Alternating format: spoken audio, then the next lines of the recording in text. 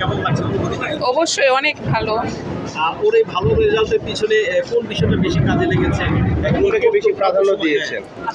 না, ওর ভালো রেজাল্টের পিছনে তো অবশ্যই ওর হার্ড ওয়ার্কিংটাই সবচেয়ে বেশি কাজে লেগেছে। আর আমরাও চেয়েছি, আমরাও যতটুকু পেরেছি ওকে সহযোগিতা করেছি।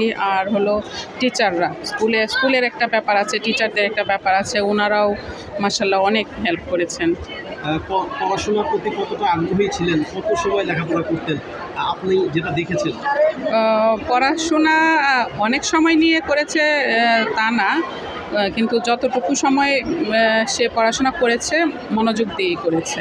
মানে এইটাই মনে হয় কাজে লেগেছে, যে অনেক সময় নিয়ে পড়াশোনার চেয়ে কোয়ালিটি যেটা ওইটা মনে হয় যে মেনটেন হয়েছে। আচ্ছা, বিদ্যালয়ের ভূমিকাটা জানতে চাচ্ছি। অবশ্যই বিদ্যালয়ের একটা ভূমিকা আছে। ভিকারুন্নেসা তো অবশ্যই একটা one of the best school. স্কুলের একটা ইয়ে আছেই, টিচাররা অনেক হেল্পিং।